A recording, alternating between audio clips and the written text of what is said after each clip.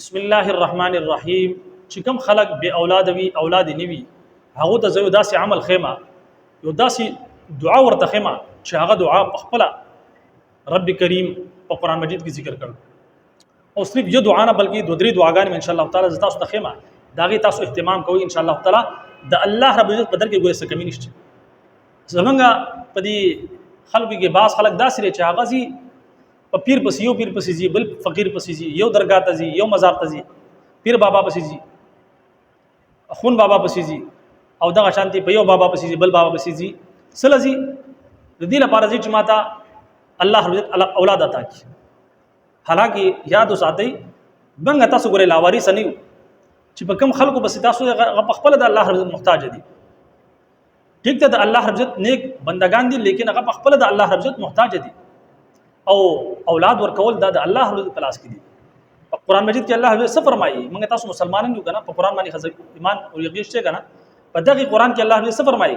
يهب لمن يشاء اناثا چې چاته واړي لونه ورکی ويهب لمن يشاء الذكور او چاته واړي نرینه اولاد ورکی زامن ورکی او یزوجهم ذکرانا و اناثا چاته واړي الکان ور جنګي دوړ ورکی ويجعل من يشاء واقيما څوک چاته واړي نو هغه بالکل بانج کی یعنی بالکل بے اولاد ای نو دا خو الله رب پلاس کې الله رب څه فرمای چې دا لونه دا زامن دا اولاد دا زور کو دا زما پلاس کې دا الله رب العزت په اختیار کې څه کمی نشي چې موږ زو کله یو پیر پسې کا بل پیر پسې چې موږ ته غواړو نو کوشش دا کوي چې د الله رب عزت غواړي الله په دې باندې خوشحالي کی چې موږ د الله رب عزت غواړو او چې الله رب عزت نه غواړو نو رب په دې باندې نه خفقي ولې چې موږ د الله رب در پریدو یو زید زو بل زید زو نو به دا شان ټکرې خرو نو رازو دې دعاګانو طرف ته دې وظایف طرف ته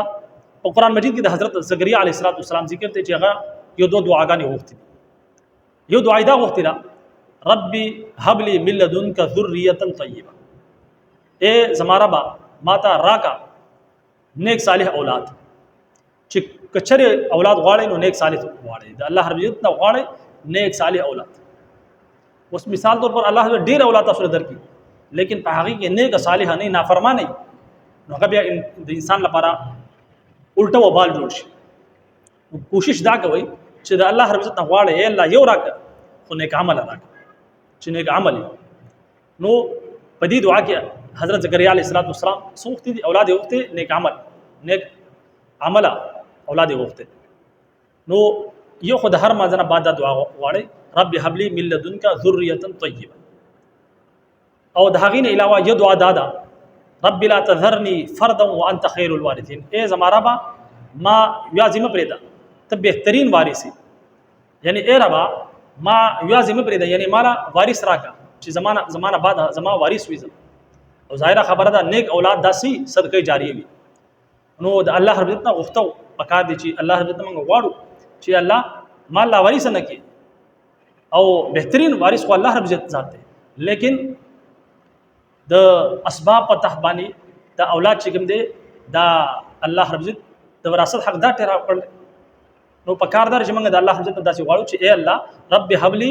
من لدنك ذريه طيبه او دا غینه علاوه رب لا تذرني فردا وانت خير الوارثين نو دغه شانتي دا دوه دعاګانې غواړي د هر مانځنه بعد دا غواړي د هغې نه علاوه یو بل عمل د تاسې خیمه چې په قران مجید کې په سورې نوح کې الله رب ذکر فرمایل دی فقلت استغفروا ربكم انه كان غفارا تاسو خپل درب نه چې کوم دی توبه استغفار کوئ بهشک رب چې کوم دی هغه غفور رحیم ذات دی هغه معاف کوونکی ذات دی او چې کله تاسو استغفار کوئ نو د دې بس فائدې وي الله به تاسو باندې سګي اسمان نه باران راوري او ظاهره خبره چې باران وریږي نو قحط سالی ختمي او د هغې نه علاوه الله دې څه فرمایي ويمددكم باموال وبنين الله دې تاسو په مال او دولت کې به اضافه کوي او وبنين او الله رب عزت تاسو ته نرینه اولاد درکې یعنی زامن بدل درکې خاص د زامنو ذکر دی نو پکار دادا چې کچری تاسو دا غواړئ د استغفار خو نورم به شمار فضایل دي ظاهره خبره ده د الله رب عزت د ناراضګۍ د دوری سبب دی د هغې نه علاوه د الله رب عزت د قربت سبب دی او دغه شانتي د ګناهونو د معافی او سبب دی او دغه شان د قیامت پر باندې په حدیث شریف کې راځي چې داغه خلکو لپاره خوشخبری دی چې کوم استغفار کوي یعنی چې چا په نامه عمل کې په کثرت استغفار وي دا زمونږ ستاسو لپاره بشماره فائدې دي او زمونږ په ژوندۍ کې څه قسم د تنګیانې دي دا به الله رب لري کې چاهي د اولاد په صورت کې وي چاهي د رزق په صورت کې وي یا دا شانتي نور څه تنګي وي زمونږ ژوندۍ کې د استغفار او برکت الله رب لري کې کوشش دا کوي چې د دې دوه دعاګانو سره سره د استغفار کثرت کوي نو الله رب عزت په مال او دولت کې بھی اضافه کوي او دغه شانتي الله رب عزت تعالی اولادوم درکې او کله چری د چا نرینه اولاد نیوي ځامن نیوي نو الله رب عزت دې استغفار په برکت سره هغه ته ځامنوم نصیب کړي امید کوم چې دا اعمال او دعاګانې به مو په سمجھ کې راغلي اجازه راکړي السلام علیکم ورحمت الله وبرکاته